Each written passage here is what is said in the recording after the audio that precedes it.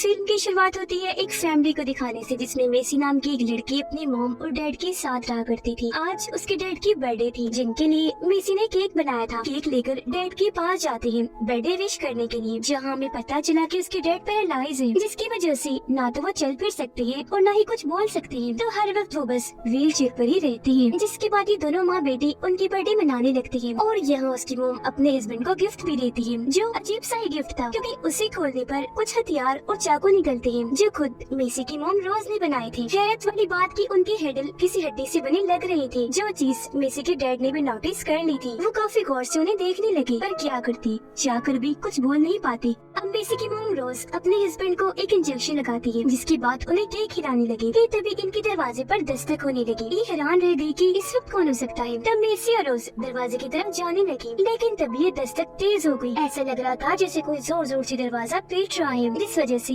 ये काफी घबरा जाती है। दस्तक बंद हुई तो अब बाहर से इन्हें मदद की आवाजें आने लगी। रोज सुराग से चेक करती है तो वहाँ एक लड़का खड़ा था, जो अभी भी हेल्प हेल्प मदद के लिए आवाजें लगा रहा था। वो लड़का कह रहा था कि मेरा भाई बहुत जख्मी है, तो प्लीज हमारी मदद कर दीजिए ना। अब पहले तो रोज को अजीब लगा, इसीलिए वो मदद करने से इनकार कर देती है, पर वो लड़का बार बार कह रहा था मिन्नतों पर उतर आया, इसलिए रोज मान जाती है और उन दोनों को घर के अंदर ले आई। और वो लड़का अपने जख्मी भाई को घर के अंदर ले आता है, जिसके पेट में एक रॉड घुसा हुआ था। दोनों ही काफी घबराए हुए थे। वो लड़का बताता है कि हम काफी दूर से सफर करते आ रहे थे, पर रास्ते में अंधेरा होने की वजह से हमारा एक्सीडेंट हो गया और ये रोड पता नहीं कैसे मेरे भाई के अंदर घुस गया। मैं छोटा भाई हूँ और मेरा ये जख्मी भाई बड़ा है, इसका नाम जैक है। अब जैक की ऐसी हालत देखकर रोज उसकी मदद करने का फौरन फैसला करती है। वो उसके भाई की मदद से जैक को एक जगह पर लिटाकर पहले उसका रॉड निकालती है, फिर उसके जख्म पर टांके लगाती है। रोज कोई नर्स नहीं थी, लेकिन फिर भी टांके उसने इतनी सफाई से लगाए थे कि उसे देखने से लग रहा था जैसे वो ये काम सालों से करती आ रही है। फिर थोड़ी देर के बाद रोज जैक के भाई को खाना वगैरह देकर उससे बातें करने लगी। कुछ सवाल पूछती है कि तुम लोग कहाँ से आ रहे थे और जा कहाँ रहे थे और किस काम के सिलसिले में, जिसका जवाब वो देता तो है लेकिन बहुत रुक रुक कर। तो रोज को समझ लग जाती है कि ये मुझसे झूठ बोल रहा है, पर आगे वो उससे कोई बात करती यहाँ जैक आ जाता है, जिसे होश आ गई थी और अब वो काफी बेहतर महसूस कर रहा था। वो रोज को कहता है कि तुम्हारा बहुत शुक्रिया, ऐन मौके पर मेरा इलाज करके तुमने मेरी जान बचा ली। रोज का कहना था कि कोई बात नहीं, तुम बहुत जख्मी थी तो मुझसे देखा नहीं गया। तो जैक से कहती है कि तुम्हारे भाई को क्या बोलना नहीं आता। मैंने इसलिए सवाल की तो ये बहुत अटक की रुक रुक के बोल रहा था, जिस पर जैक कहते है कि वो क्या है, ये बहुत मासूम सीधा साधा है, इसका दिमाग अभी तक बच्चों वाला है, तभी ये ऐसा है और मैं भी इसके साथ ऐसे पेश आता हूँ जैसे ये छोटा बच्चा है। अब खाना वगैरह खाने के बाद दोनों भाई आराम करने के लिए चले जाते हैं और उनकी बातों से हमें ये अंदाजा हो गया कि दोनों असल में चोर हैं। वो पैसे चुराकर भाग ही रहे थे कि तभी उनका एक्सीडेंट हो गया। अब ऐसे उनकी गाड़ी वहाँ पर फंस गई, तो ये पकड़ी भी जा सकती थी, इसीलिए गाड़ी को वहीं छोड़कर ये निकल आए। तो इनका पैसों से भरा हुआ बैग तो गाड़ी में ही रह गया था, जो उन्हें जल्द से जल्द लाना होगा। अब जैक चाहता था कि मैं गाड़ी के पास जाकर उस बैग को ले आऊं। जहाँ एक्सीडेंट हुआ था वो जगह काफी दूर थी और इन्हें अब रोज की गाड़ी भी चाहिए थी, इसलिए दोनों भाई प्लान बनाते हैं। प्लान के मुताबिक जैक का भाई कंट्रोल से बाहर हो गया, तब जैक उसे संभाल रहा होता है। रोज पूछती है क्या बात है, ये ऐसे क्यों कर रहा है। जैक जवाब देते है वो दरअसल इसकी पसंदीदा कॉपी तो गाड़ी में ही रह गई है, उसे लाने की जिद कर रहा है ये। तो मैं सोच रहा हूँ कि वो कॉपी ले आओ ताकि ये शांत हो जाए, मुझे आपकी गाड़ी लेकर अपनी गाड़ी तक जाना होगा। अब यहाँ रोज उसके भाई को समझाती है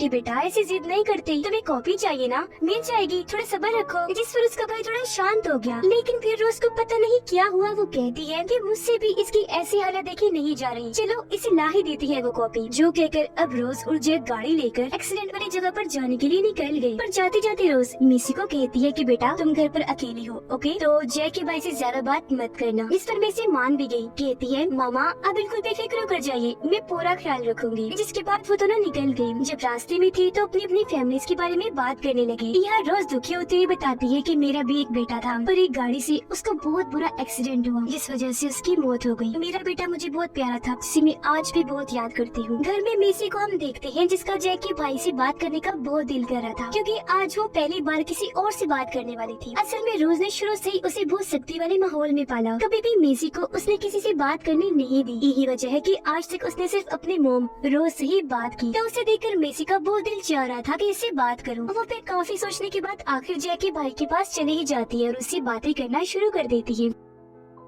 उधर जैक और रोज एक्सीडेंट वाली जगह पर पहुंच गए, जहां आते ही सबसे पहले जैक पैसों वाला बैग लेता है और चुपके से वापस रोज की गाड़ी की तरफ निकल दिया। पर इस दौरान हम गाड़ी में किसी की लाश को देखते हैं, जिसके बारे में जैक को पता था, इसीलिए वो वापस आकर लाश को छुपाने की कोशिश कर रहा था। पर रोज ने ये चीज देख ली थी, इसलिए जब भी दोनों गाड़ी में आकर बैठे तो इस बारे में रोज ने सवाल किया कि वो लाश किसकी है, किसे मारा है तुमने, ये सब क्या है। जिस पर जैक को गुस्सा आ गया, वो फौरन गन निकाल कर रोज पर तान देता है। कहने लगा कि चुप करके बैठी रहो, ज्यादा सवाल करके मेरा दिमाग न पकाओ। और क्योंकि गाड़ी वही चला रही थी तो गन पॉइंट पर जैक उससे कहता है कि सामने जो पब्लिक टेलीफोन नजर आ रहा है ना, वहाँ लेकर चलो। तो वो ऐसे ही करती है। वहाँ आने पर जैक अपनी बॉस को कॉल करता है। वो सब पैसों वाले बैग और अपने बेटे के बारे में पूछता है। तो यहाँ हमें समझ लगती है कि गाड़ी में जिसकी लाश थी वो असल में बॉस का बेटा था, पर उसकी तो मौत हो गई थी। और यहाँ जैक बॉस से झूठ बोल देता है कि आपका बेटा हमारे साथ ही है, बिल्कुल सही सलामत, और आप आ जाए बेशक पैसों वाला बैग लेने के लिए। घर पर मेसी और जैक का भाई रेडियो सुन रहे थे, तभी खबर चल जाती है जिसमें बताया जा रहा था कि दो भाई चोरी करके फरार हो गए हैं, और ये दो भाई और कोई नहीं बल्कि जैक और उसका भाई ही थे। इसलिए वो गुस्से में रेडियो तोड़ देता है और कहता है कि ऐसा कुछ नहीं है। और तभी यहाँ जैक और रोज भी वापिस आ गई। और यहाँ रोज कुछ नहीं बताती क्योंकि जैक ने उसे पहले ही मुंह बंद रखने को कह दिया था। अब थोड़ी देर में यहाँ एक पुलिस ऑफिसर आया, जो भी असल में जैक और उसके भाई की तलाश में आया था। पर यहाँ भी रोज उनके बारे में छुपाती है और ऐसे करके दिखाती है जैसे उसकी फैमिली के अलावा घर पर और कोई हो ही ना। बाहर बारिश हो रही थी तो पुलिस वाला उससे एक कप कॉफी मांगता है। वो कॉफी बनाने चली गई, तब तक वो घर की तस्वीरों को चेक करने लगता है, जिससे ऑफिसर को यहाँ अब एक दूसरे केस की याद आ जाती है, जिसमें एक औरत अचानक ही गायब हो गई। पर औरत की फैमिली को कुछ नहीं हुआ, वो अभी भी जिंदा है। और हैरत वाली बात, वो फैमिली और कोई नहीं बल्कि रोज की फैमिली थी, यानी कि उसका हस्बैंड और बेटी मेसी। पर रोज फैमिली की वो औरत नहीं थी जो गायब हुई थी, जिससे ऑफिसर समझ जाता है कि रोज तो कोई और ही है जो इस फैमिली की औरत बन के यहाँ रह रही है। इससे पहले वो कुछ करता, अचानक जैक बाहर निकल कर आ जाता है। वो ऑफिसर को शूट करने ही वाला था कि वो ठीक वक्त पर उसे पकड़ कर रोक देता है और ऐसे दोनों के बीच हाथापाई होने लगी। ऑफिसर उस पर भारी पड़ने लगा और दीवार के साथ उसे मार मार कर बेहोश कर देता है। पर तभी यहाँ गन लेकर रोज आ गई, ऑफिसर को शूट करके मार देती है। इस बीच हमने नोटिस किया कि उसकी हस्बैंड अब बेहतर हो रही है, यानी कि वो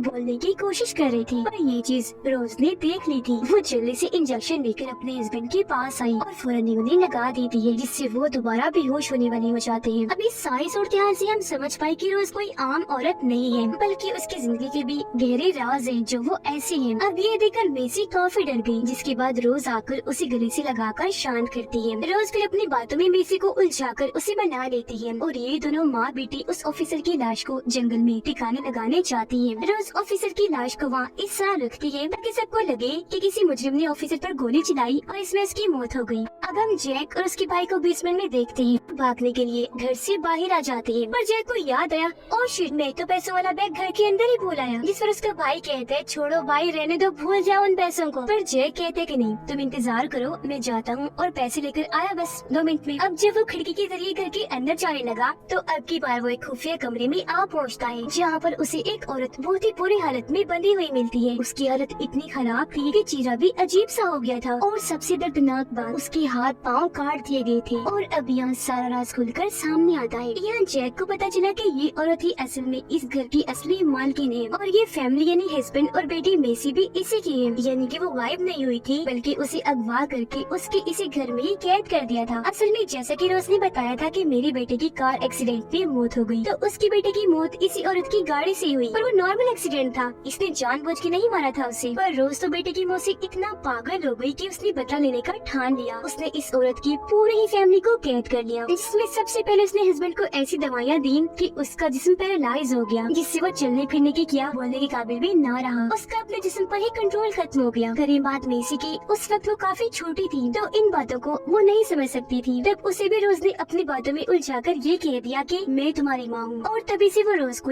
अपनी मॉम समझने लगी। फिर रोज ने इस औरत यानी घर की असली मालकिन को यहाँ कैद करके उसके हाथ पाँव काट दिए। पूरे घर में कैमरे लगा दिए ताकि ये औरत रिकॉर्डिंग से अपनी फैमिली को देख सके, और ये भी कि किस तरह अब उसकी फैमिली रोज की फैमिली बन गई है, जहाँ ये हंसी खुशी रहती है। सिर्फ यही नहीं बल्कि रोज तो इतनी खतरनाक औरत बन गई थी कि वो चाकू छुरियों की हड्डियों के जो हैंडल थे वो उसने इसी औरत की बाजू और टांगों की हड्डियों से बनाए थे। अब ये सब देखकर जैक काफी जज्बाती और दुखी हो गया। उसे इस औरत पर तरस आ रहा था, इसीलिए वो इसकी मदद करने का फैसला करता है। वो ये बात औरत से भी कहता है, जिस पर वो कहने लगी, नहीं बेटा तुम ऐसा करो, मुझे खत्म ही कर दो प्लीज, मुझे इस दर्द से आजाद कर दो, मैं नहीं सह सकती। और वैसे भी अब मेरी जिंदा रहने का कोई मकसद भी नहीं बचा और ना ही मैं रोज की और जुल्म बर्दाश्त कर सकती हूँ। जिस पर जैक ना चाहते हुए भी उसकी बात मान लेता है और दिल पे पत्थर रख के उसे खत्म कर देता है, क्योंकि इस वक्त दरअसल वो भी अपनी मॉम को याद कर रहा था। फिर वो पैसों वाला बैग भी लेता है और जैसे वहाँ से जाने लगा, यहाँ पर मेसी आ जाती है। इसे जल्दी से जैक पकड़ लेता है और फौरन दूसरे कमरे में ले गया, जहाँ वो उसे उसकी असली मॉम के बारे में बताता है कि तुम्हारी असली माँ कोई और थी, ये रोज नहीं है। सबूत के तौर पर वो उसे उसकी माँ की तस्वीर भी दिखाता है, जो देखकर अब मेसी को भी यकीन हो गया। वो काफी दुखी हो गई, कहती है कि हाँ मुझे भी कभी कभी ऐसा लगता था, क्योंकि कोई भी माँ इतनी अजीब नहीं होती जितनी रोज है अपने अलावा किसी और से बात नहीं करने दिया करती थी। तो अब यहाँ जैक ये फैसला करता है कि मैं अपने साथ साथ मेसी और इसके डैड की भी रोज से जान छुड़वाऊंगा। वो मेसी को कहता है कि तुम अपने डैड को लेकर गाड़ी में जाकर बैठ जाओ, मैं बस अपने भाई को लेकर आ रहा हूँ। जिसके बाद वो अपने भाई को ढूंढने लगा, पर उसे पता चला कि मेरा भाई तो यहाँ है ही नहीं, जिससे वो काफी परेशान हो गया। उसका भाई तो असल में रोज के साथ था, क्योंकि इस सब के दौरान रोज उसे अपने साथ ले गई थी और उसके भोलेपन का फायदा उठाकर वो उसे भी अपनी बातों में फंसाने लगी।